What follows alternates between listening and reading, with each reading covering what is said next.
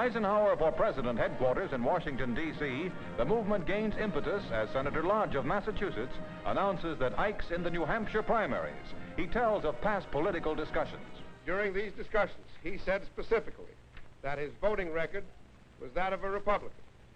He also pointed out that his political convictions coincided with enlightened Republican doctrine and that the family tradition was Republican. It is worth noting that in our conversations with General Eisenhower, he pointed out that he would never seek public office, but would consider a call to political service by the will of the party and the people to be the highest form of duty. I therefore authorize you, Governor Adams, to enter the name of Dwight Eisenhower in the primary election for the expression of the preference of the Republicans of the state of New Hampshire for President of the United States.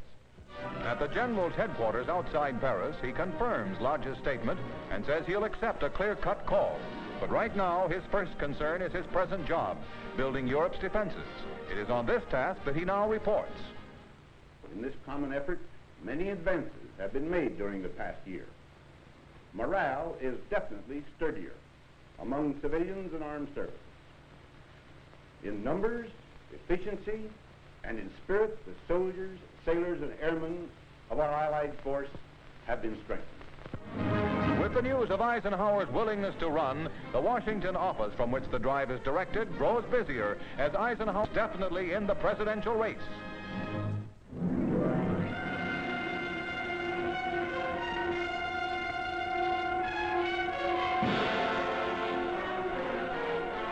Northern California digs out after the worst series of blizzards in 50 years. Roaring in from the Pacific, the storms have blanketed the countryside and halted all movement. Sometimes you have to dig for 10 feet to reach the roof of a car. With buildings nearly buried, the mailman's work becomes strenuous. Along one highway, a snow depth of almost 20 feet is measured. Below, almost hidden in the snow, lies the crack express train city of San Francisco, which stalled at Donner Pass, some 7,000 feet up in the high Sierras, while en route from Chicago to San Francisco. In Colfax, 34 miles away, nurses and other rescue workers board a relief train to go to the aid of the 222 passengers and crew members marooned on the snowbound streamliner. These scenes give an idea of the depth of the snow. The relief train finds the going tougher as it chugs higher in spite of a rotary plow in front to clear a way. Donner Pass got its name, by the way, from a party of pioneers who were stopped here 100 years ago by blizzards. There were no diesel trains to come to their rescue, and many perished from cold and starvation. Though nature has run wild here, snows are necessary, for they provide waters that irrigate California's farmland. 6 miles from the streamliner, heavy drifts force the relief train, whose forward section can be seen ahead, to stop.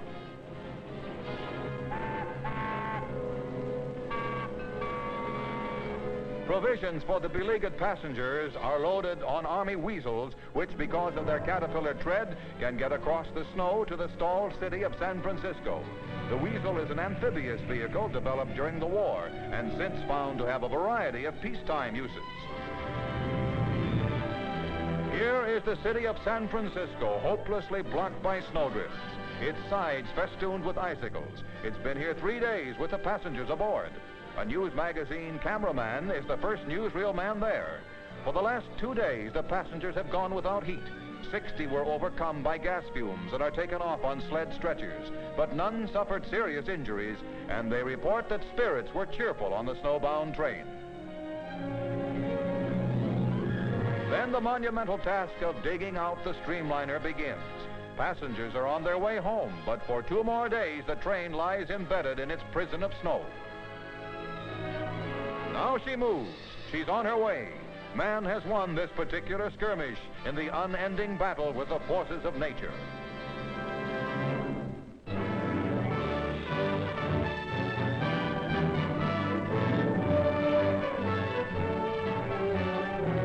The liner Queen Mary brings Winston Churchill, Prime Minister of Great Britain, into New York Harbor for a series of vital talks with President Truman. Down the gangplank to a Coast Guard cutter strides Mr. Churchill. To Floyd Bennett Field, New York, an auto whisks the Prime Minister, who will proceed in President Truman's plane, the Independence, to Washington. At 77, he's still vigorous.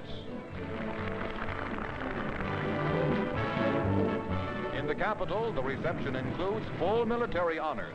Mr. Churchill, whose main purpose is to develop cooperation between Britain and America in relations with communist countries, is greeted by President Truman, who agrees that peace is what both our countries strive for.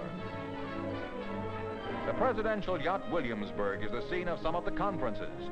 Churchill makes it plain that he seeks aid only for a common defense effort. Now the British statesman enters the Capitol for an address to a joint session of Congress, an honor rarely accorded foreigners. He speaks now of Europe's united defense effort. The sooner strong enough forces can be assembled in Europe under united command, the more effective will be the deterrence against a third world war. If I may say this, members of the Congress, be careful above all things, therefore, not to let go of the atomic weapon until you are sure, and more than sure, that other means of preserving peace are in your hands.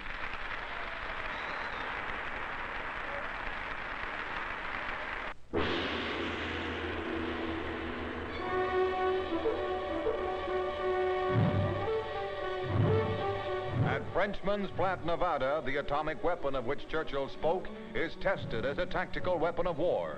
A film badge goes on the rifle to show how much radiation it receives. Scientists want to learn the effect of atomic rays on military equipment. These dummies likewise are fitted with instruments to measure the radiation they undergo. Army trucks roll through the night carrying into the bomb zone combat troops. The first, as these previously secret films reveal, ever to take part in atomic tests in the field. 5,000 hand-picked men move up in the cold dawn to take positions for the last of 5 atomic explosions. Generals William Keane, Joseph Swing, and Mark Clark watch the operation. Their troops are only 7 miles from the point where the bomb is to be detonated. Nervously, the men await the blast.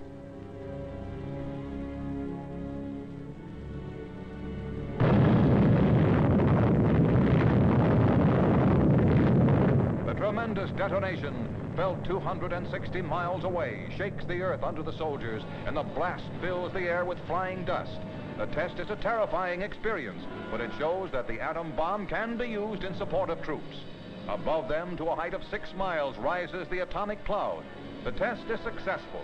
A new use for the bomb is developed, and a new weapon is added to our arsenal, one that will never be used, America hopes, but that will serve as a deterrent to aggression.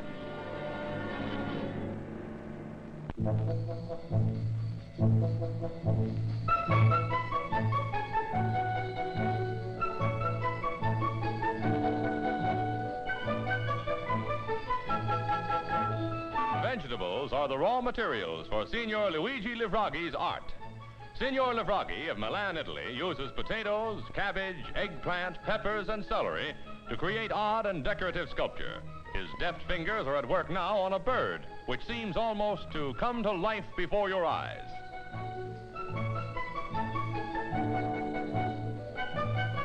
Here's one of his finished works, a swallow in flight. A ballerina made of vegetables pirouettes gracefully for you. And here's an elephant hoisting a log. A dancer and a bird are followed by still another ballerina.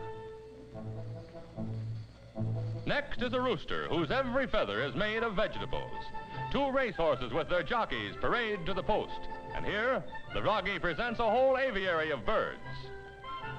This cuckoo clock is a model for the sculptured cuckoo. But you'll never see any of these masterpieces in a museum. Mercilessly, they're tossed in the pot for supper, thus nourishing body as well as mind.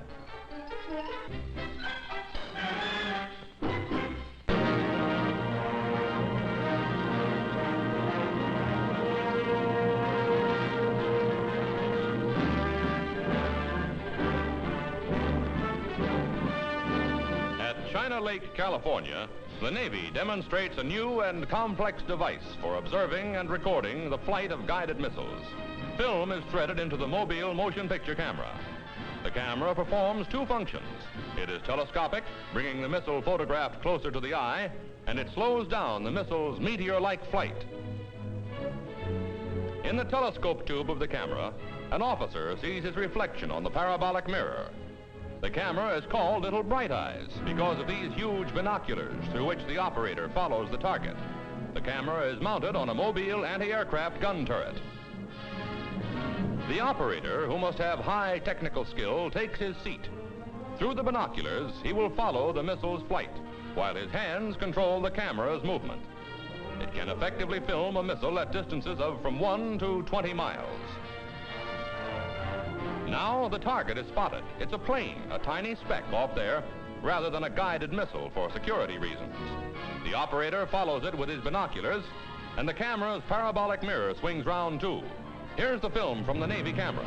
The code marks on the right are made by an electronic counter which registers speed, distance, rate of climb, and other factors.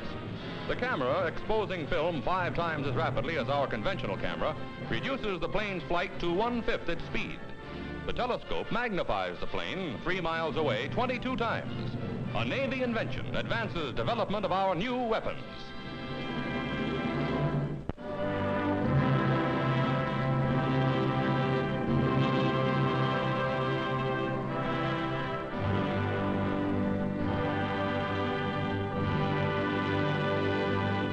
The Revolutionary War was raging in America when England's Captain Cook discovered the Hawaiian archipelago, a tropic mountainous paradise of volcanic origin. It was a fertile territory swept by sun and gentle trade winds and surrounded by rolling seas. Today, the United States knows the islands as one of its most valuable outposts, slightly more than 2,000 miles away, reached in 9 hours by plane or a leisurely 4.5 days by liner. The islands, comprising some 6,400 square miles, are the most important group of the Central Pacific. These sparkling shores were probably the last habitable area to be occupied by man. Centuries ago, setting out from Asia via Malaya, Java, and Tahiti, waves of adventurous Polynesian tribesmen landed in the Hawaiian Islands. They traveled in boats like these across thousands of miles of open sea. Cook, searching for new routes to the Orient, landed by accident at Waimea Bay in Kauai in 1778, thus ending 1,200 years of isolation. Cook called his discovery the Sandwich Islands. More explorers followed. The islands became an important point of call, but native life began to disintegrate under outside influence. Then King Kamehameha the Great unified the islands. In a decisive battle on Oahu, Kamehameha defeated his last enemies, driving most of them to their deaths over the Pali, where a modern highway now runs. The wars had wiped out the religions. Missionaries came, and Christianity began to spread rapidly through the islands. At the same time, under the direction of the New England businessmen, the natives began to plant sugarcane. The Hawaiian royal family lived in Iolani Palace. Last to reign was Queen Liliuokalani, who wrote Aloha Oi, Hawaii's most famous song. In 1893, a revolutionary movement ended the Hawaiian monarchy, thus passed royal power, for the islands were annexed by the United States in 1898.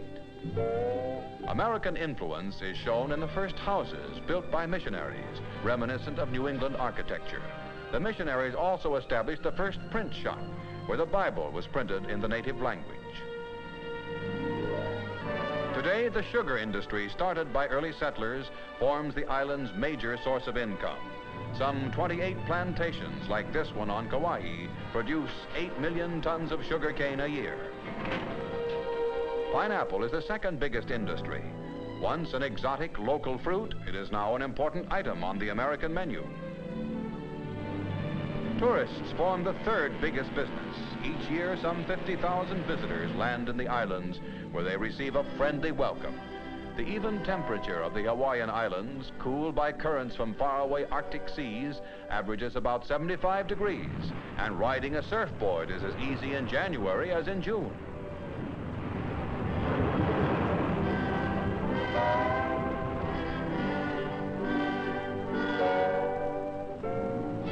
The island's capital is Honolulu, on the island of Oahu. The famed Aloha Tower dominates the city. The University of Hawaii, located here, has 20,000 students. Statehood is a burning question. A constitution is voted which would permit Hawaii to join the Union.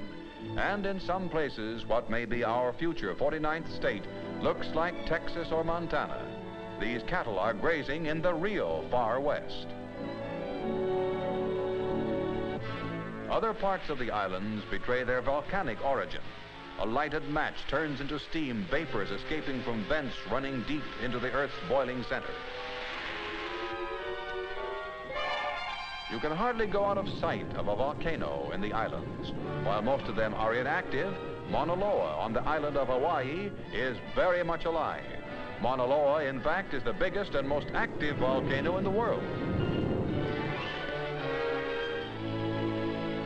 Lava sands are the basis of several black beaches on the island of Hawaii. This is the start of a hukilau, a great fishing party in which the choicest varieties are caught for the big feast.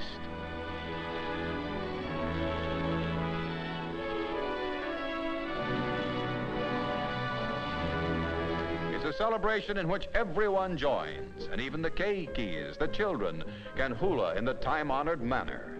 In the history of the islands, this famed native dance has served as both a religion and a language. The luau is a traditional feast. A favorite dish is poi, made out of the root of the taro plant. Awe-inspiring beauty, natural wealth on land and in the seas, a deep sense of the past and of a new world to come. These are the things that distinguish Hawaii, America's front door on the Pacific.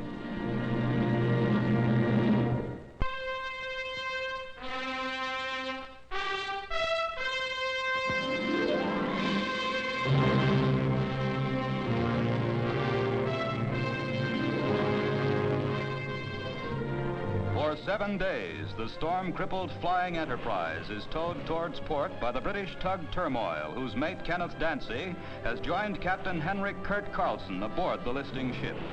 When storms shattered the Enterprise and heeled her over, Carlson ordered her abandoned. At the last minute, he decided to stay aboard alone to try to save her. The Turmoil, with an American destroyer standing by, tows her 300 miles towards port. Then, 80 miles from safety, new storms crash over the Enterprise.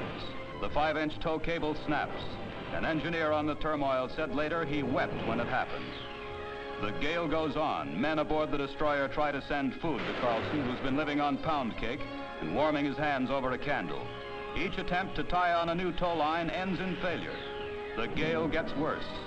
The Enterprise, now only 41 miles from Falmouth, is going down. Carlson and Dancy are told a helicopter will fly out from England to pick them up. New winds force the plane back. The gallant ship is flat on her sides, and the heavy swell almost conceals her from the attending boats. A great mass of debris and deck cargo is washed into the sea. As the ocean poured over the superstructure, Carlson and Dancy leaped from the funnel. The Turmoil picked them up after they'd been in the water for 4 minutes. Now the Turmoil, the destroyer Keith, and the tug Englishman, chartered by the press, circle the ship in its last tragic moments. The Turmoil wires its base that Captain Carlson and Dancy are saved and have gotten warm clothes and a shot of rum.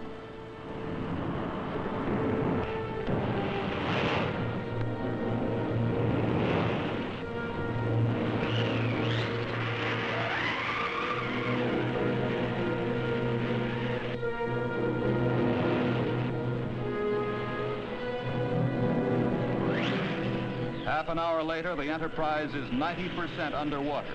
Her bow is almost straight up in the air, and then she begins to settle in 40 fathoms of angry sea, taking with her $2 million of cargo, steel, automobiles, antique furniture, objects of art, which can never be replaced.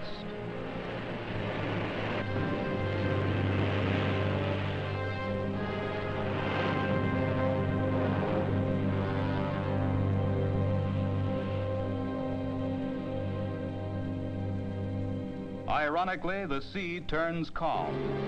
The Turmoil brings Carlson and Dancy to Falmouth, where the captain's Danish mother and father wait with a crowd of 10,000. Carlson and Dancy are greeted by the town's mayor-councilor. Carlson apologizes for not bringing his ship home. With Dancy on the left, he tells how he slept on the slanted side of the cabin wall and prayed and read a book of maritime law to pass the hours. Then he's honored with a triumphal parade before he heads home to America.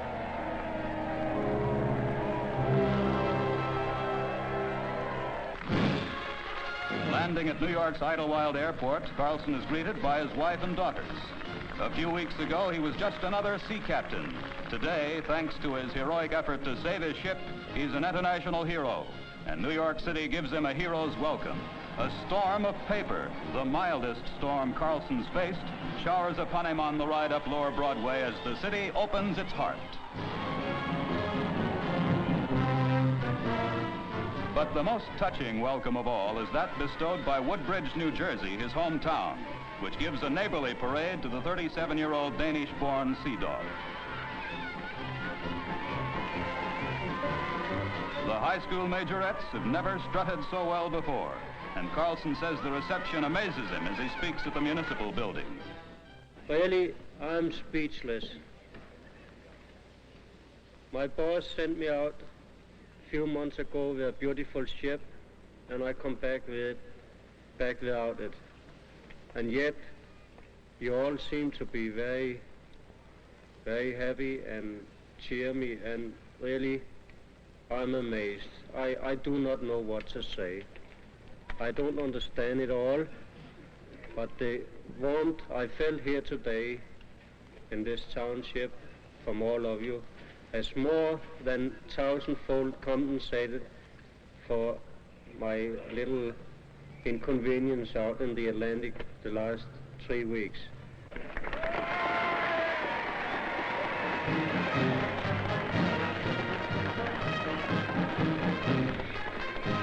At home, Carlson refuses offers totaling thousands of dollars and says he'll go back to sea again.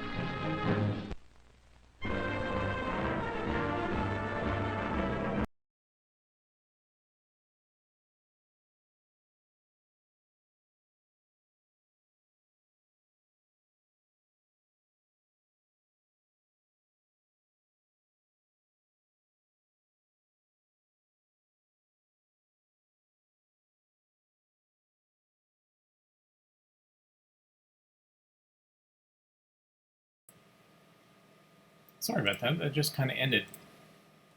Welcome.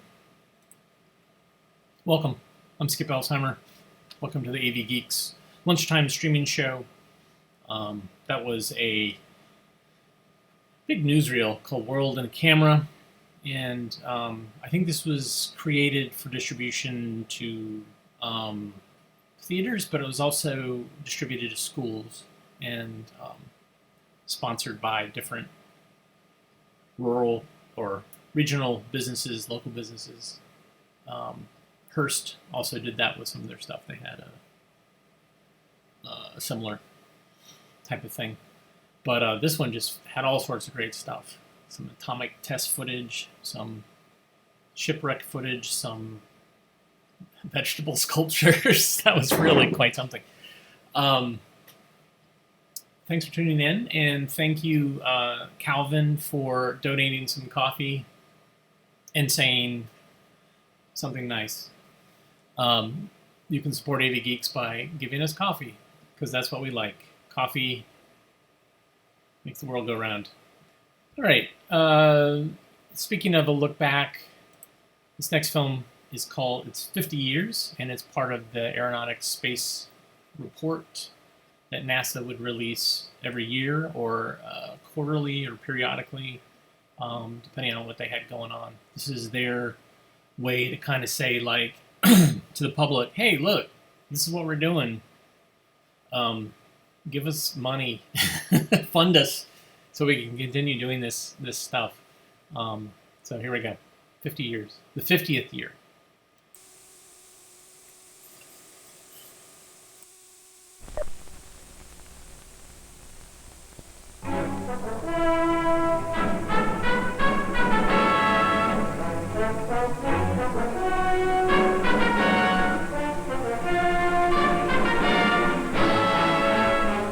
NASA, the National Aeronautics and Space Administration, presents Aeronautics and Space Report. Since 1917, NASA's Langley Research Center, Hampton, Virginia, has been serving this country's needs both in aeronautics and astronautics.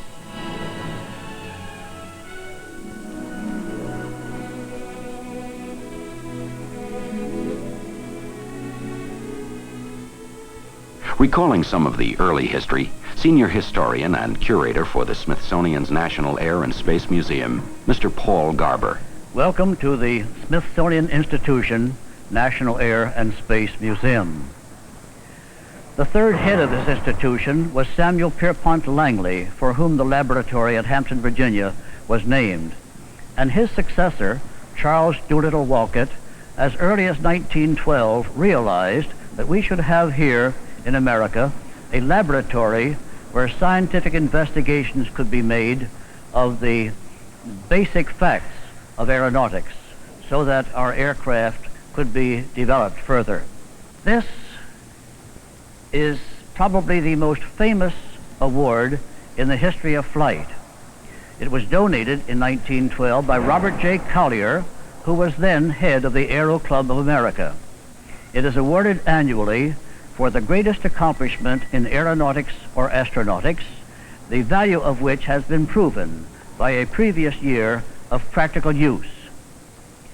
8 times those awards have been either directly to NACA or NASA, that is the National Advisory Committee for Aeronautics, or the National Aeronautics and Space Administration, either directly or in connection with some development with which they were associated.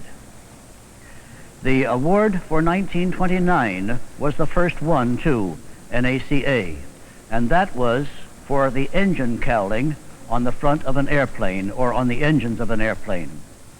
This cowling was a cylindrical sleeve that fit over the cylinders of the engine. Now, on the Spirit of St. Louis, those cylinders protrude, and by protruding cause so much friction of the air that they are a serious drag to the speed of the aircraft. But by development of the NACA cowling, that engine could be so enshrouded, so smoothed, so streamlined, while at the same time the engine itself was better cooled, that the performance of aircraft was increased greatly.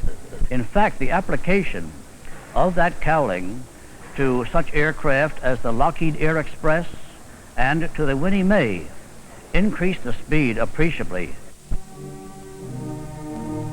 It was during the years following World War I that Captain Charles A. Lindbergh made the first solo flight across the Atlantic, drawing worldwide attention to the potential of the airplane. Dr. Robert H. Goddard successfully developed and fired liquid-fueled rocket motors, events which would influence later history. These were the post-war years. At Langley, wind tunnels were being constructed, wind tunnels able to test models in free flight, making accurate measurements and corrections before a plane was built, pointing the way to improved airplane design concepts. To help determine the spin characteristics of aircraft, a spin tunnel was so designed that models could be spun simulating full-scale free flight. This same facility was used also to test out models of all of the manned spacecraft, Mercury, Gemini, and Apollo. During the second decade at Langley, 1927 to 1937, the dirigible, plagued by a series of tragic accidents, and the biplanes faded from the scene.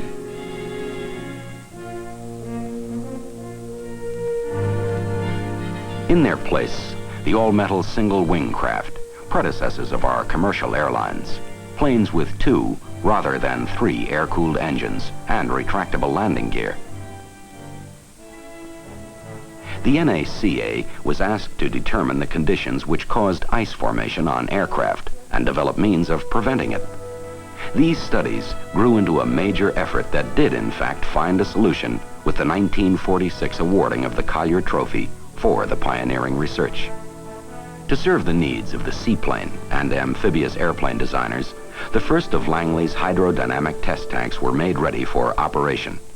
Towing a model hull through the water up to the point of a simulated takeoff speed, engineers could suggest improvements in the basic design. In later years, Mercury, Gemini, and Apollo water landing techniques would be checked out using the same tank. World War II dominated Langley's third decade. The urgency of the war dictated the programs of this period.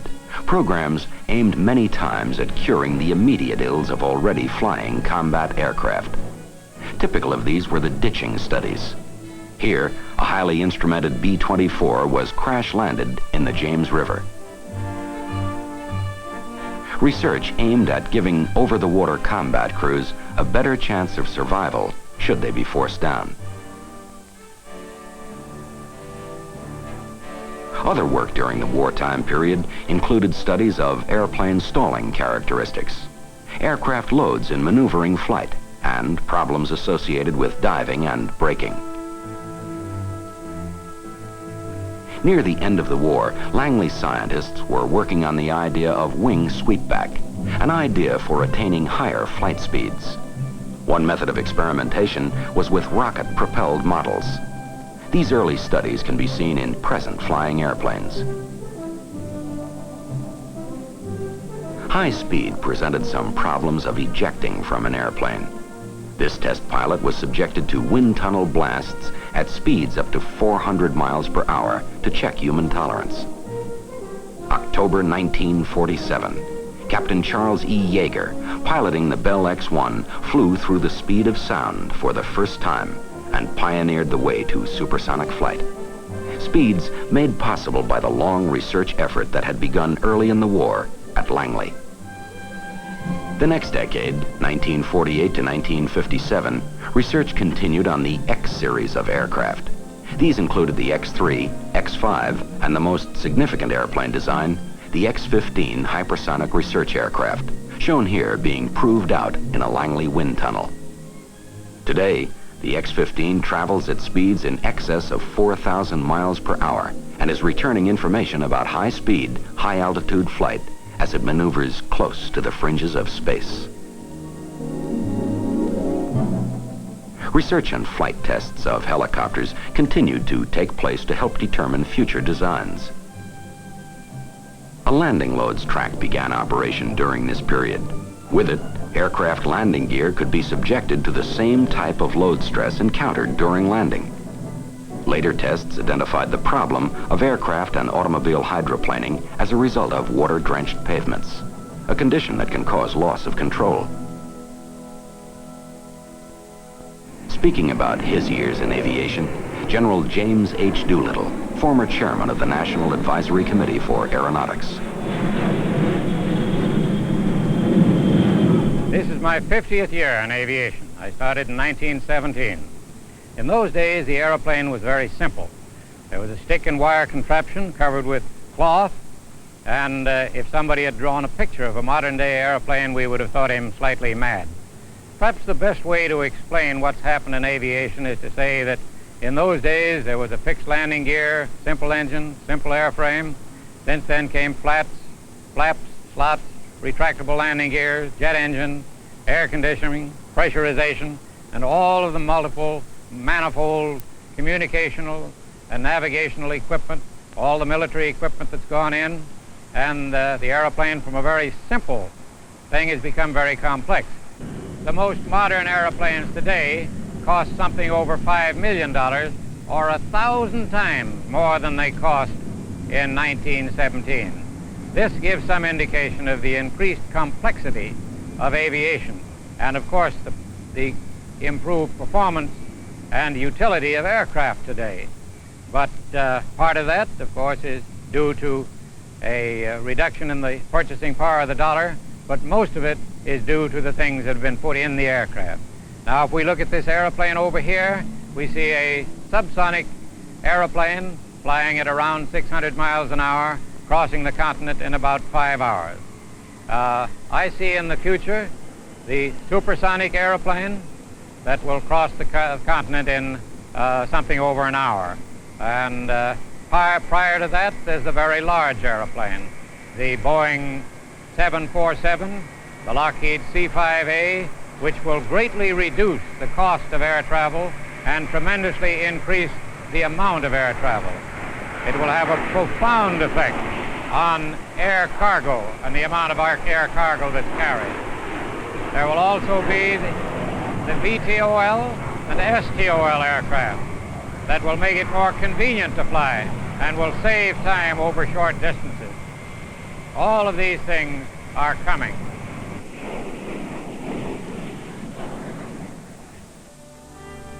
To study the heating problems generated by re-entry flight into the Earth's atmosphere, arc jet facilities were put into use at Langley. With the orbiting of the Russian Sputnik, getting men into space and returning them safely through the searing heat of re-entry became a high priority problem. Now, in the decade of the 60s, the Langley Research Center is charged with a dual responsibility: continue aeronautical research and contribute to the science of spaceflight.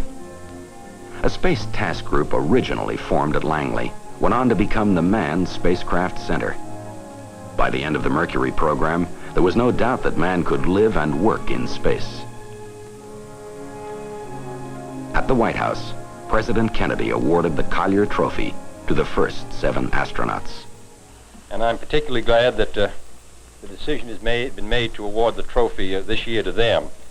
I think it honors an extraordinary page in American history as well as in the history of flight.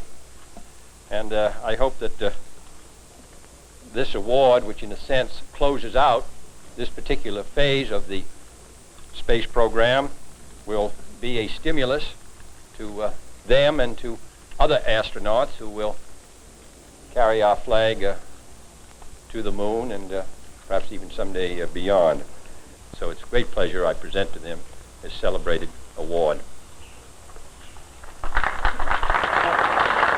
here, all you going to touch it or lift it, carry it away.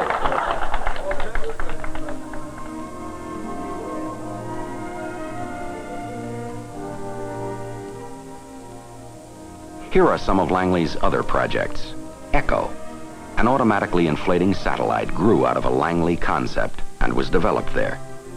Rendezvous and docking, critical to the Apollo moon program, was studied and determined feasible. Commercial supersonic transport. The initial configuration was developed to meet the unique flight requirements. Lifting bodies. This, the so-called HL-10, craft which may someday shuttle men and equipment through space, then land like a conventional plane at an airport. VTOL, vertical takeoff or landing aircraft, forerunners of intercity transports which fly forward at high speed and then set down like a helicopter. The concept for this tilt-wing craft evolved into the first operational VTOL transport. Lunar Orbiter, a series of moon mapping craft surveying safe landing sites for American astronauts, conceived and managed by Langley scientists. Airport landing studies. And the list could go on. Langley Research Center. In 50 short years, it has risen from a few buildings and facilities testing out biplanes to join NASA's national effort in both aeronautics and space.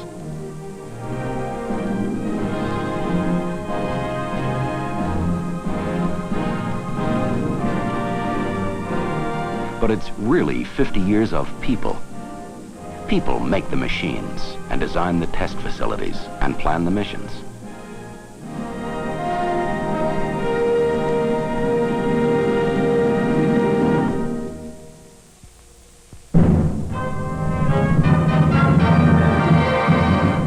This has been an Aeronautics and Space Report presented by NASA, the National Aeronautics and Space Administration.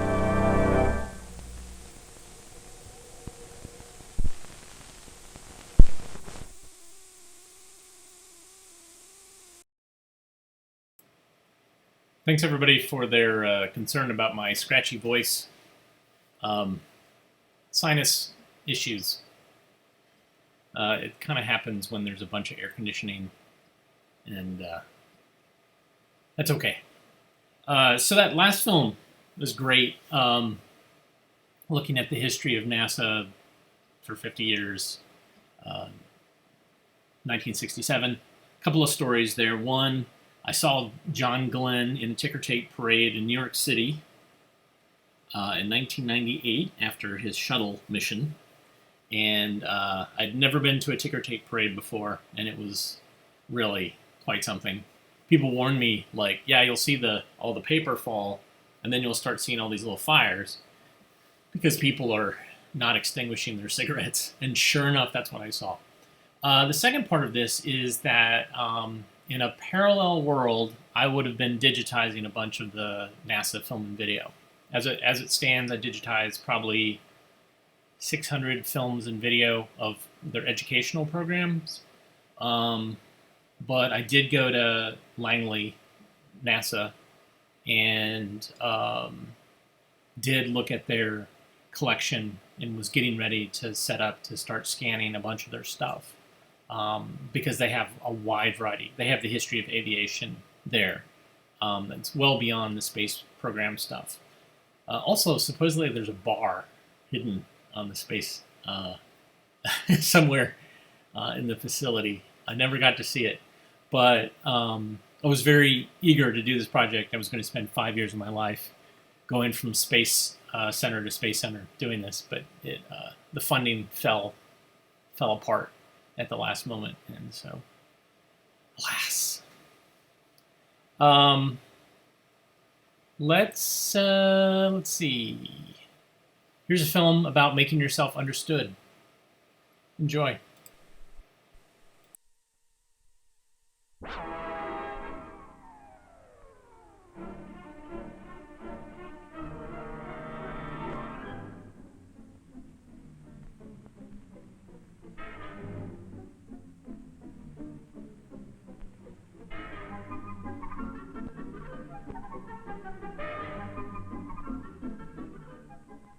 Because we are social beings, reared in a social way of life, all of us have to communicate with one another, to give expression to our feelings and thoughts.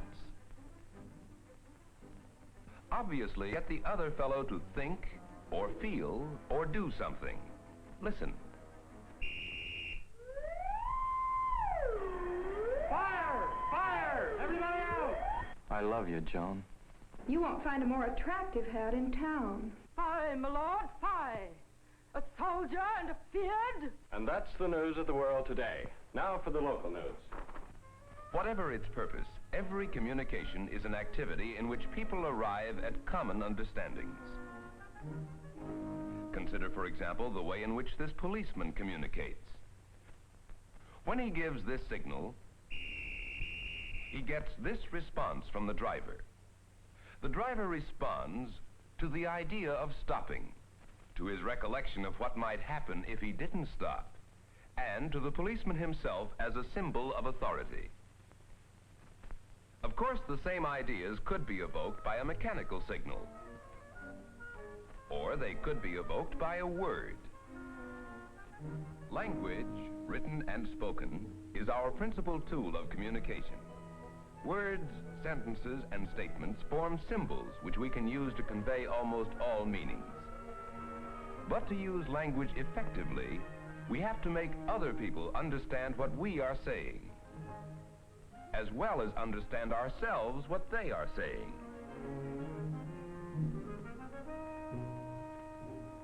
Every communication situation has these elements: the communicator, or person doing the talking; the content of his message; the medium or method of communication he is using; the audience to whom he is speaking; and the response the audience is making to his message.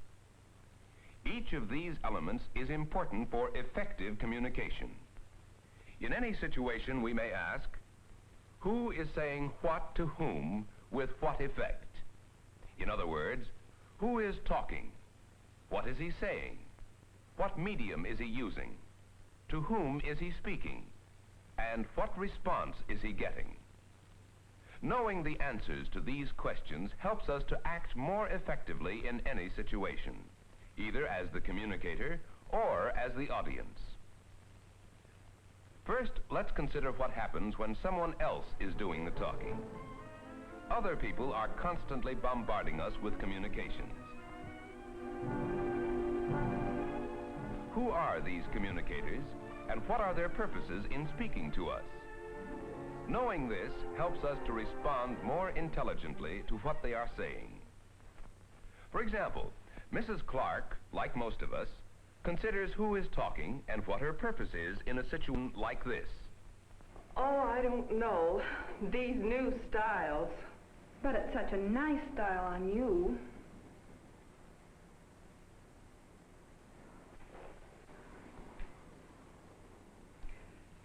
No. Thank you. I'll try somewhere else. Likewise, Mrs. Clark considers who is talking and what his purpose is in a situation like this.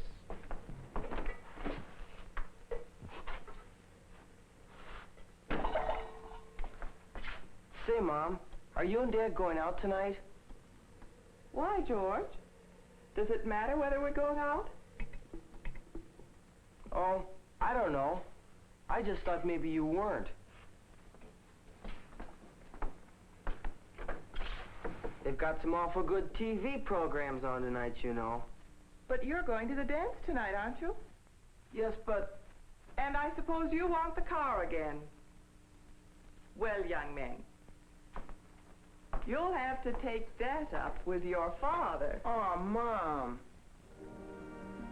Yes, when Mrs. Clark knows the communicator, she considers his purpose in communicating as well as what he is saying. But she may not do this in every situation. Well, that's settled. The town can't afford the new community house we've all been shouting for. What makes you think that settles it, dear? The town needs that building, and we're going to get it. But they say it costs too much. Who says so? Well, they say so. Right here, in the paper. You mean Jim Thompson and his gang says so? I'd look twice at whatever he says about that community house. Why do you say that?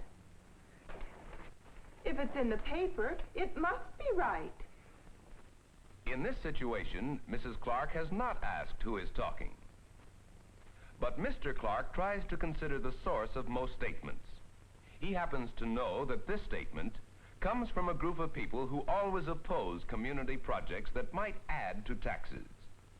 Knowing this helps him to judge the statement more intelligently. Another question to ask when someone else is doing the talking is this: what do his words and statements mean to him? What is he really trying to say? Our friend the policeman communicates effectively because his signal means exactly the same thing both to himself and his audience. But the meanings of words and statements are seldom exact, and they seldom mean quite the same thing to different people. Just think, next year we'll all be in college. Yep, I'm going to state, I guess. Oh, Bill, what do you want to go to state for? Why don't you come along and go to Caldwell with me? Caldwell? I don't know much about it. What kind of a place is Caldwell? It's a pretty classy place. Good fraternities, keen girls, everybody has a car. And a lot of kids with dough go there. Oh, it's that kind of place, is it? No, I guess I'll just go to state. The difference between Bob and Bill lies in the meaning of a few words. And a lot of kids with dough go there. Bob's interests and experiences have made this a pleasant idea to him. But to Bill, these words have just the opposite emotional meaning. Many of the words we use have somewhat different emotional meanings for people with different experiences.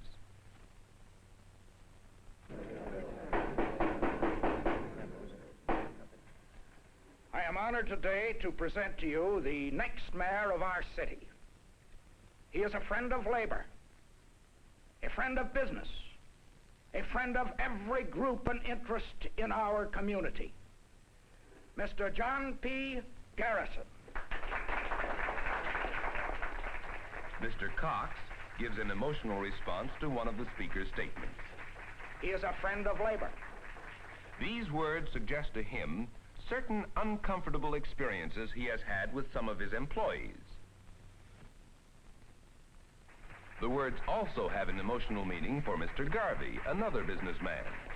To him, they suggest the satisfaction he once derived from his association with a labor organization. Everyone responds emotionally to words and statements. If we are aware of these feelings, we are better able to control our responses. Now, of course, when we are doing the talking and someone else is listening, our problem is how to make ourselves understood. That is, how to use language that will establish our meanings with our audience. The first question to consider is, who is this audience? What are its past experiences or predispositions? Obviously, we would never try to explain algebraic equations to this pair of youngsters. We know they haven't the maturity and experience to understand them. The same thing goes for all the people we talk to every day. All of them are different personalities, having somewhat different experiences behind them, giving them somewhat different predispositions. All of them take the words we use to mean something a little different. Knowing our audience even helps us in such an obvious matter as using words it understands. A doctor, for instance, puts it this way to a patient. Henry, you've got a bad case of athlete's foot. One of the worst cases I've seen. We'll try to do something about it. But to a colleague, he puts it this way. By the way, Doctor, I had an acute case of epidermophytosis today. But knowing our audience does more than this. It also helps us to put our ideas into words that will move our listeners to respond as we wish. Frank, give me back that letter.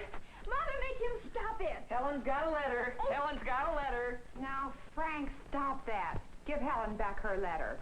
And stop being such a baby. Oh, all right. Here, Helen. And Helen, I'm surprised at you, scuffling around like a regular roughneck. Mother knows just what symbols to use to make Frank and Helen respond as she wishes. We can generally get a more favorable response to an idea if we use words and statements having the right emotional appeal. Hello, George? Yes. I'm fine, thank you. George, I'm calling to remind you about your contribution to the community chest. Now, this is a new year, you know. Yes, well, I don't know whether I can give as much this year. Well, George, to tell you the truth, we're asking you to give more if you can. The people that count have to support this thing, you know. This is a decent, clean, prosperous community, and we've got to keep it that way. All right. You've got a good point there. I'll send you a check. Language appealing to self-esteem and civic pride is effective in this situation. But with a different audience, another set of symbols is needed. Hi, fellas. Oh. You fellas make your contribution to the community chest yet? Nah.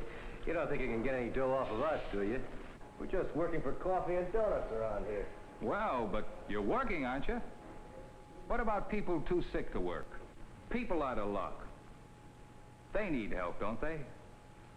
What about the clinics for kids and the help that goes to mothers and older folks? We've got to give those people a hand. Yeah, I suppose we do. This audience responds to a different set of words, though the underlying idea is the same. Besides using the right language, we have also to use the right medium of communication to reach our audience. Most of us know already how important it is to choose the right situation. For instance, we wouldn't try to discuss a weighty problem at a time like this. Likewise, we would never try to make a serious speech at a time like this. Every audience has to be approached at the proper time and place. And every audience has to be reached through the proper medium. And if we wish to reach audiences of millions, we have to use one of the media of mass communication, the press, radio, or television. But whatever media we use, and whatever audiences we reach, the questions to ask are the same. Who is talking? What is he saying? What medium of communication is he using? To whom is he speaking? What response is he getting? The answers to these questions are the guideposts to effective communication. They help us to that understanding of one another that is essential for successful living and working together.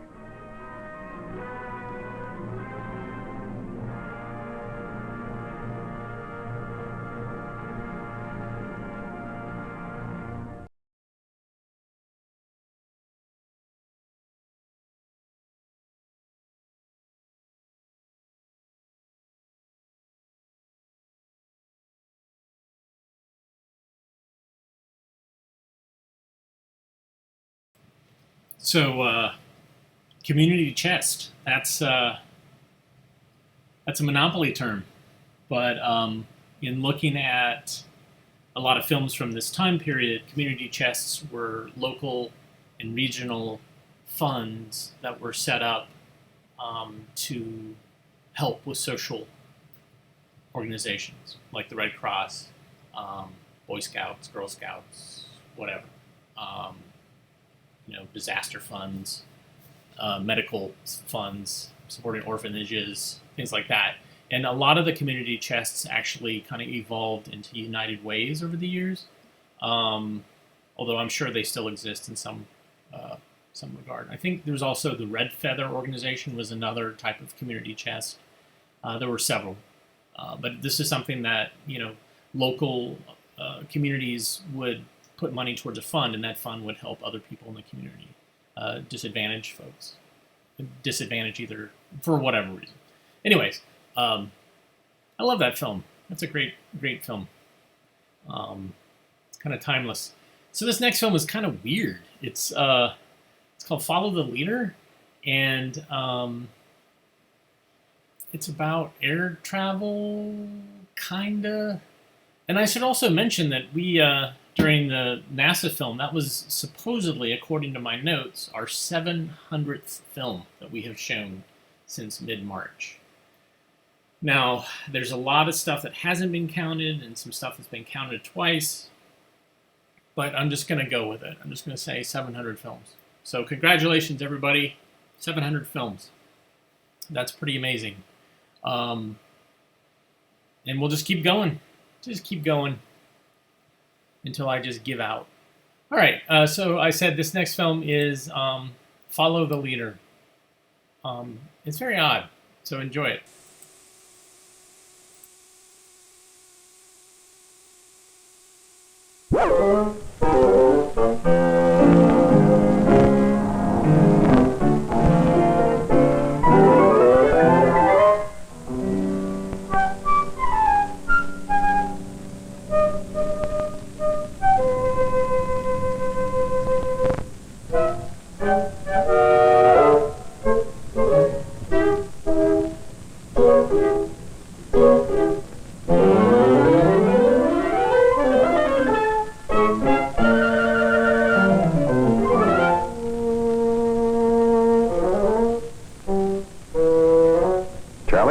We've had our eye on you for quite a while. Watching you work, seeing how you get along with people, noticing how you think things through. And you've passed every test with flying colors. In fact, you've done so well that we're taking your job away from you. I mean, Charlie, we're making you a supervisor. From now on, you're in charge. You'll be communicating, evaluating, coaching, helping, suggesting, training, getting things done through people. People from other departments, people from management, people in your own section, people alongside you, above you, below you. In short, Charlie, you're a leader. Well, what do you say?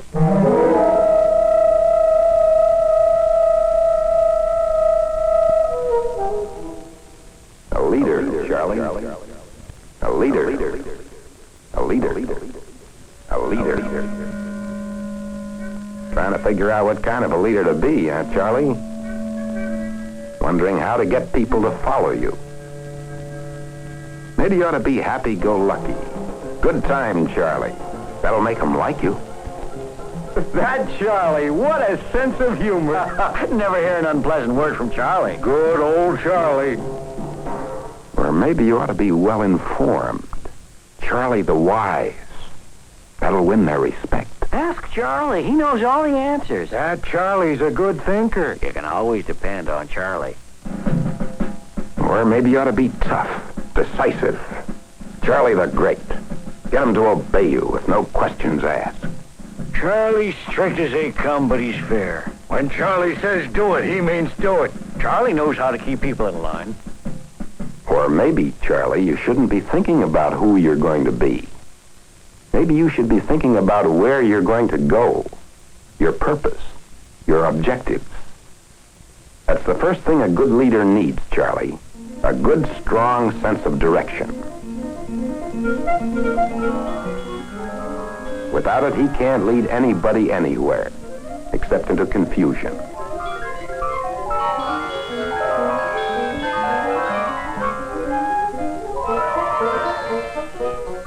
Once he knows where he's headed, once he's clear about the job he's got to do and why, he's on the road to leadership.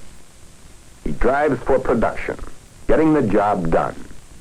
He drives for efficiency, getting it done with the least possible cost in time, money, and effort. He drives through efficient production for the satisfaction of company goals, its standards, its leadership, its future. And once he's got his objectives clear, he can begin to lead other people toward it. And he falls into line with others who have the same objectives, are headed in the same direction. He takes his place in a formation, a communications network on the move. Every station sending and receiving essential information. Acme is talking about an across-the-board reduction in price. Materials expected last week aren't here yet. Reservation ticket office airport. Passengers no longer allowed entry Big Box without visa. Original invoice shows that order was placed for... Commissary, requesting special meal service as follows for important groups. Model number 814 is being outsold because of outmoded Framis. The network keeps all its stations informed of changes in conditions up ahead, calls for adjustments to accommodate, advises that instructions be passed on down the line, so that the formation as a whole can maintain consistent direction, speed, and altitude. Of course, a strong sense of direction and purpose is just the first thing a leader has to have. It's important for him to know where he's going, but it's just as important for him to be sure that he's got the energy it takes to get there. His own individual energy isn't enough. What he needs to draw on is the full energy of the group. The energy of the group. That's what makes things go. That's what gets things done. All that human energy at your disposal. Skills, brains, talent. Your job is to direct it, coordinate it, organize it to do the work that has to be done. But before you can use it, the energy of the group has to be available. Available for work. Available to do the job. Lost energy. Energy that's allowed to dissipate. It can let you down. And hard. How does energy get lost? It happens for many reasons. Sometimes it gets blocked, locked up inside. How many times do I have to explain? Don't you ever get anything right? Frozen energy, congealed by fear. Stupid, careless, you ought to be fired. Chilled by criticism, immobilized by doubt. Sometimes productive energy simply goes up in smoke. He gives me all the dirty jobs and gives all the good assignments to his buddies. But just wait, one of these days I'll get my chance. And when I do, I'm going to make that supervisor pay. Energy burned up by resentment over favoritism and unfair practices. In some cases, energy just melts away. Nobody even knows I'm alive. Never a word about whether I'm doing my job right or wrong. Well, I guess it doesn't matter. My job's not important. I'm not important. Energy draining away through neglect, dying of lack of motivation. And think of all the productive energy that's lost in clashes between co-workers, tugs of war between departments, petty skirmishes up and down the line. All that waste doesn't just happen, Charlie. It's caused, brought about by methods of supervision that never really worked and which are now obsolete.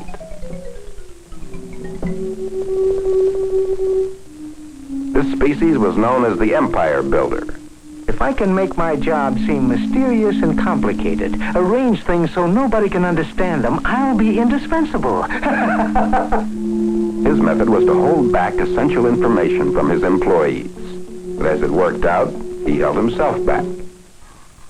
Trying to hold others down, he brought about his own downfall. The loud-mouthed fault finder. His method was to scare intelligent people into acting stupid. wrong! When stupidity went out of style, he went with it. The one-man band never delegated anything, tried to do it all himself.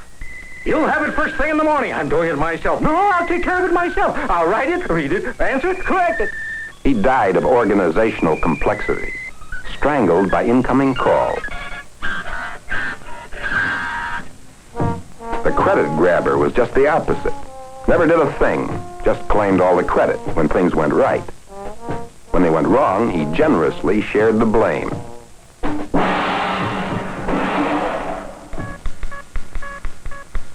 This is a recording. I'm sorry, the number you have reached is not a working number. He was reclassified as dead wood. No one has ever come to claim him. I'm sorry, the number you have reached is not a working number. The world moved on, and they never noticed till too late that yesterday was done for.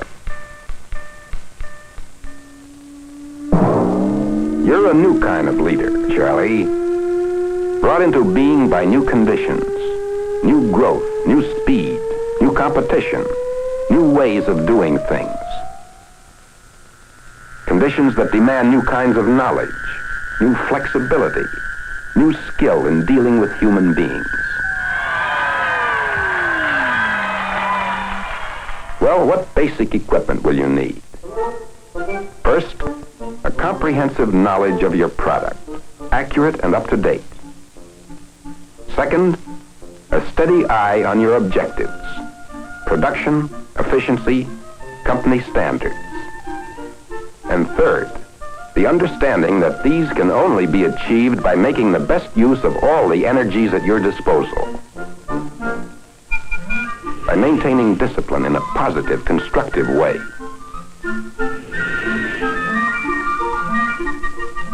By giving people the recognition they deserve and need. By distributing rewards with justice and without favor. By developing your people's strength through training and then giving them responsibilities in keeping with their growing aptitudes. Because in the last analysis, their strength is yours. Leadership is the art of directing other people's minds toward a goal.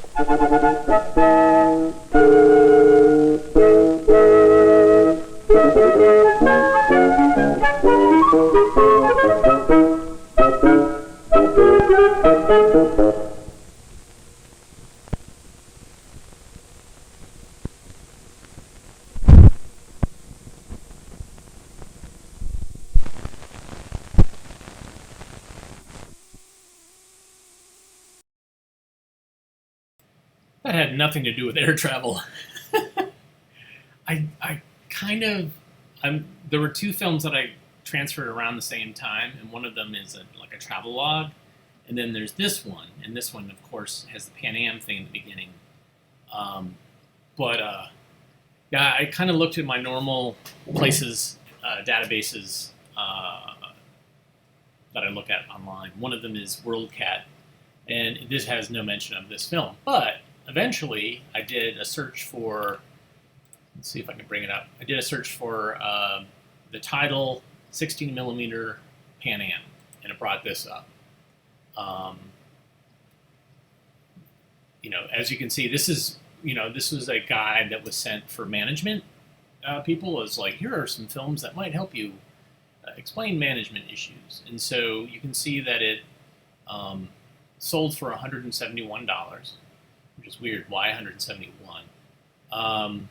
You could rent it for 19. You could preview it for 10. Animated puppet shows how to be a good supervisor and a bad one. This is just barely animated. A good supervisor has comprehensive knowledge of his product, always keeps his objectives in mind, and makes the best use of energy and facilities at his disposal. As a training tool, the film aids in developing leadership skills that are immediately useful. The problems, pitfalls, and barriers facing the would-be leader or newly appointed supervisor are analyzed in the light of his basic responsibility, getting things done with people, his responsibility. 11-page discussion guide is supplied with the film, and additional copies are available for 15 cents each. So this is, this is the market. This film was not made for free for the common good. This was made to make money. Now, it's possible that this film was made for management at, let me move this out of the way so it doesn't flicker so much, was made for management at Pan Am. They realized that they were having some issues with their management, and this was a way to try to address that, come up with a common lecture presentation, and then make bunches of copies of it. I mean, that's certainly what those Alcoa management films, the ones that are made by Calvin, do, is that they were like ways to kind of talk about management. Because I knew that bad managers were bad. Okay, so where are we at time-wise? What do we want to watch? Here's a film about computers. Very, very, very early computers, and kind of explaining the concept of computers. This is called Thinking Machines.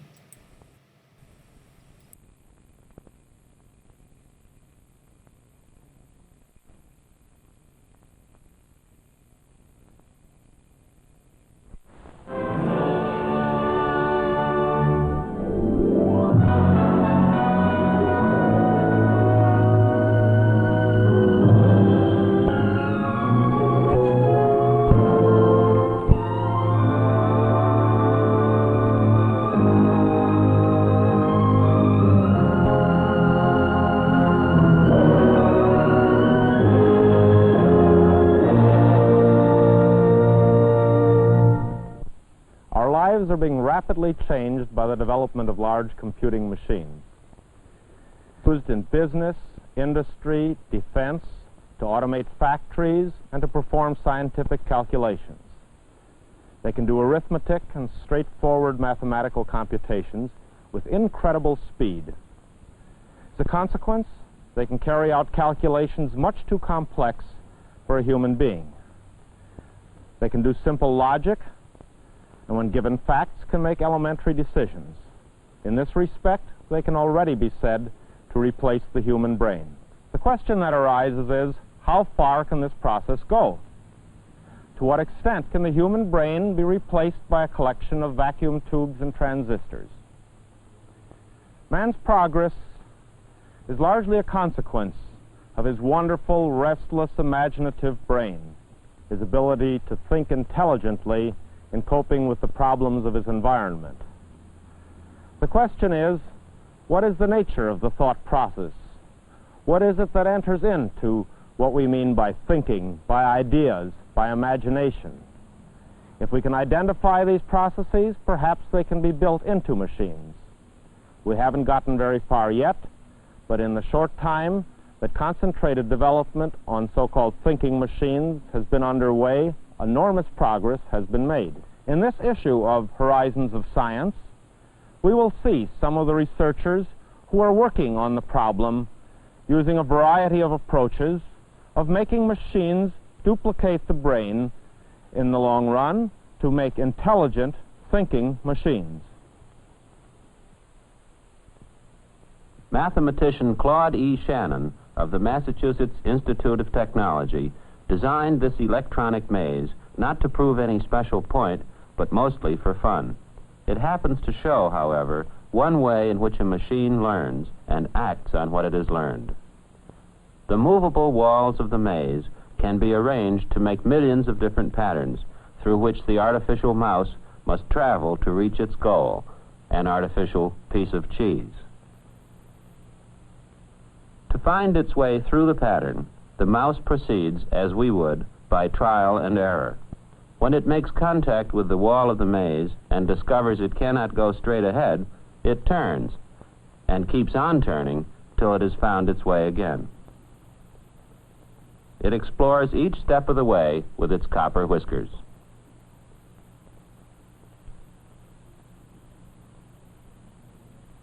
Here's a dead end.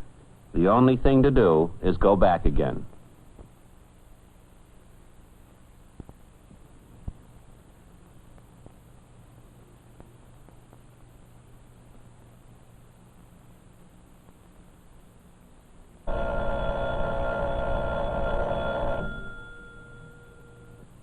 Having been through the maze just once, the mechanical mouse is able to remember the correct path. Set down anywhere along that path, it takes the most direct route without making a single false turn on through to the end of the trail.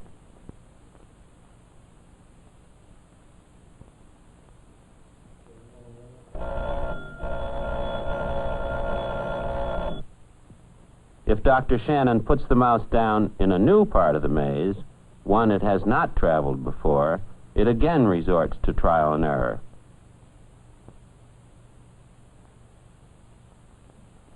But on re-entering familiar territory, it remembers every turn.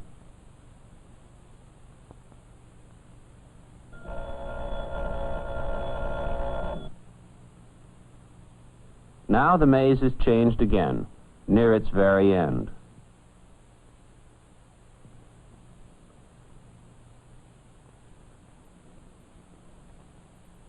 Things go smoothly enough at first, as the mouse proceeds on the basis of information it remembers.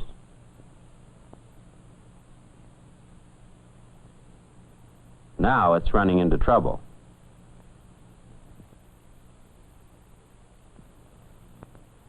But fortunately, it is able to adapt to this new situation. It resorts once more to trial and error and acquires reliable new information to replace the old.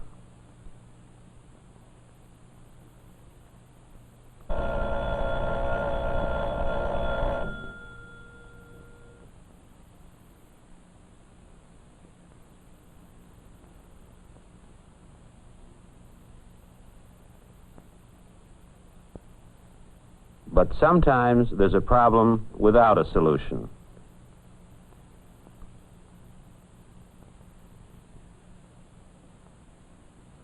And even a mechanical mouse must have a helping hand.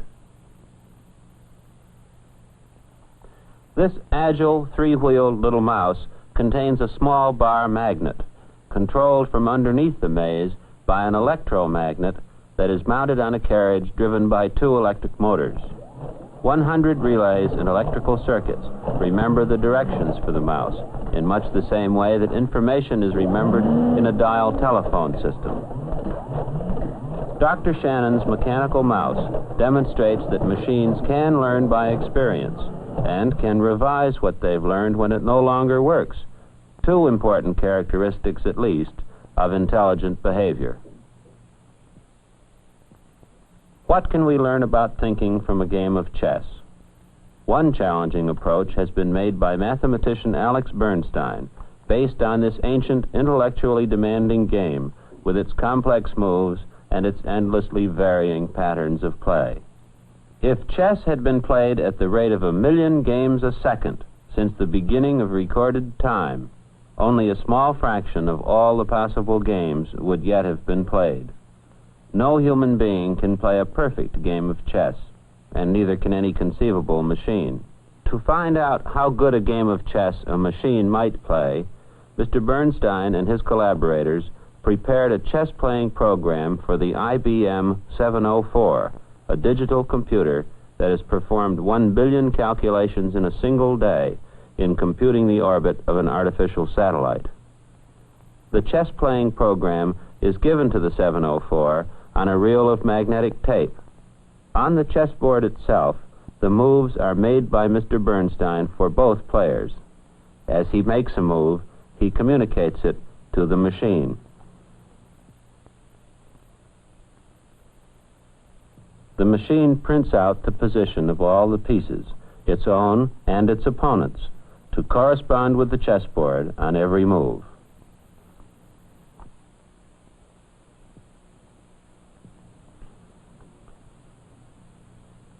In calculating its moves, the machine considers the board square by square.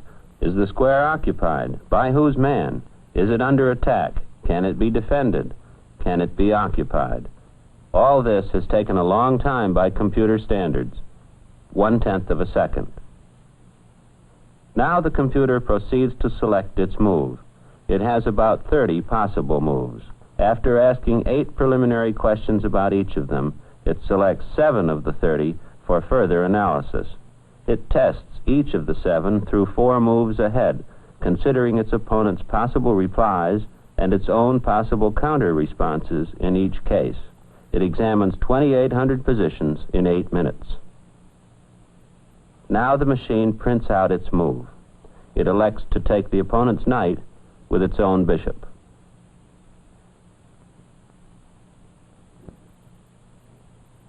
Mr. Bernstein takes the machine's bishop with his queen. The move is recorded, but the machine rejects the move as illegal. The difficulty is in incorrect coding, which is corrected. The game continues with the machine playing methodically and tirelessly. It's never absent-minded and never makes an obvious blunder. In individual moves, it often plays like a master. In a complete game, it can defeat an inexperienced player, but can be outwitted by a good one. This game has gone up to the 21st move. Mr. Bernstein attacks strongly, threatening the machine's knight with his castle. He records the move. The machine's response is a useless pawn move. Its unprotected knight is lost to Mr. Bernstein's castle.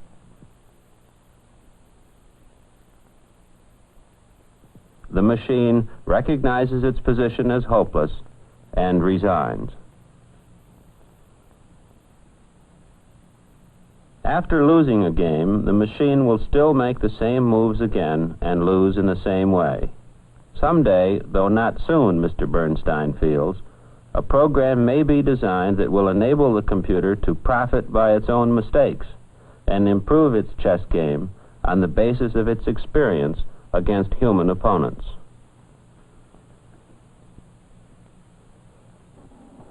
The machine we see here can perform a function that was once only possible for living creatures to perform. It looks at a drawing of a circle, a triangle, a square, or a pentagon, and makes a decision about the essential nature of each image, communicating it to us on the panel above. It is called a pattern recognizer, and it was designed by Mr. Leon Harmon, an electrical engineer in the Visual Research Department of the Bell Telephone Laboratories.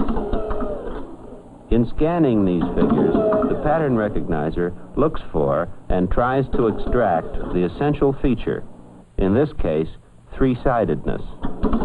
Within limits, it can recognize any triangle, no matter what its size or position. The pattern recognizer calls this image square, in whatever direction it lies.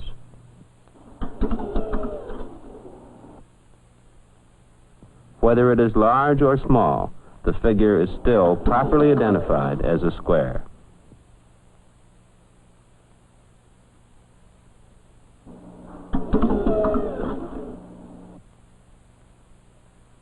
Separate objects can be distinguished from line drawings. The machine can recognize that three distinct objects have been presented rather than a three-sided figure, or four objects. The same thing is true of 5 objects, or 6. Pattern recognizers have a definitely useful purpose. We might one day have systems to read handwriting, detect certain cells under a microscope, or recognize individual human faces. Can we expand our notions about intelligence to include machines? There is no simple yes or no answer. Mr. Harmon states his point of view.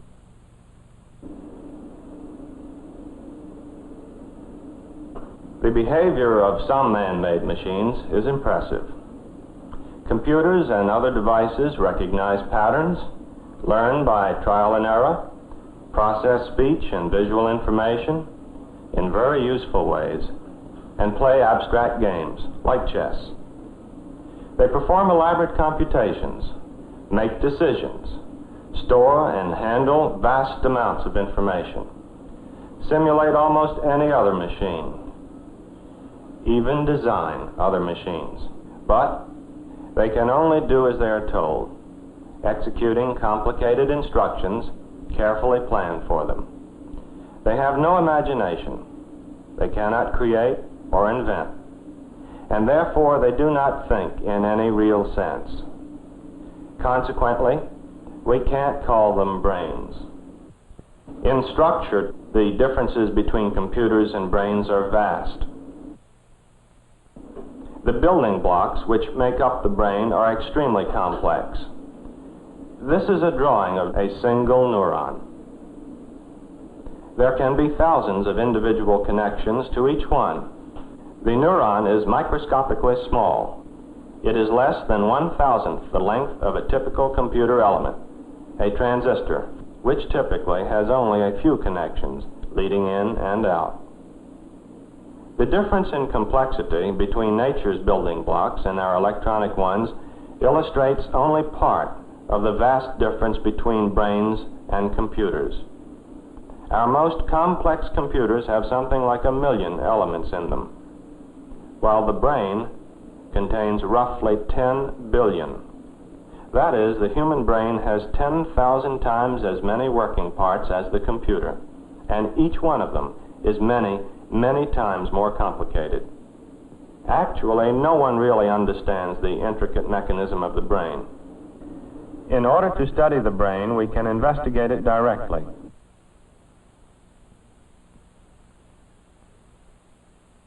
However, we can also work with models in order to test our ideas of how the brain may function. We can, for example, use simple electronic models of nerve cells. This device simulates some of the properties of a single living nerve cell. We call it an artificial neuron. We can connect numbers of these units together to get a variety of complicated responses to stimuli. If we connect a photocell to the input,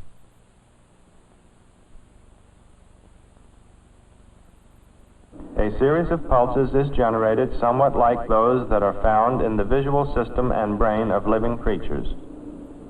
Increase the illumination and the frequency of pulsing increases. Decrease the illumination,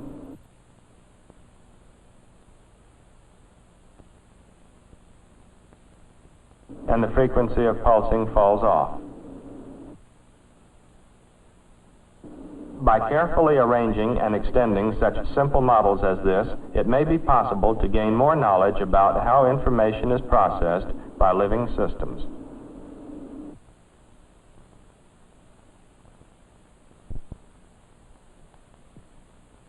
We hope that in the evolution of our ideas about building machines, to find ways of designing systems that will learn for themselves, that may profit from their experience, and do useful things in non-predictable ways. It will take tremendous amounts of research and exploration to gain more knowledge about intelligent functions in both machines and brains.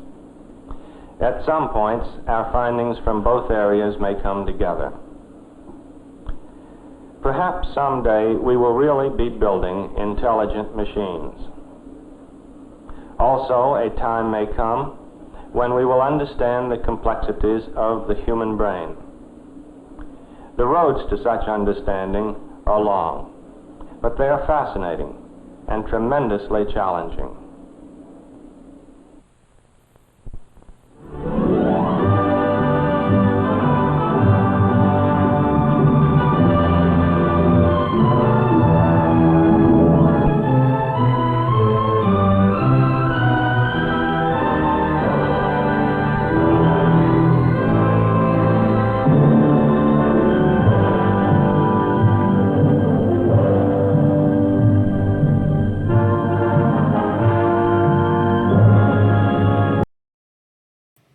All right, so that went on a lot longer than I had remembered it being, but yeah, it's interesting to look at old computer footage and the interface, how they were used, and ultimately what their visions of the future were going to be like with computers. And we can talk about that now and see what they got right, what they got wrong.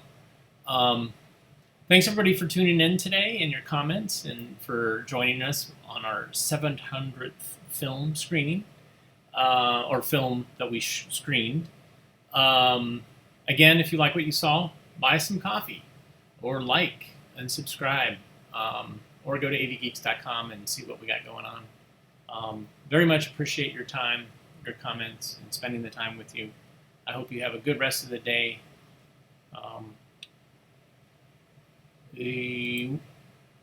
As always, take care. See you next time.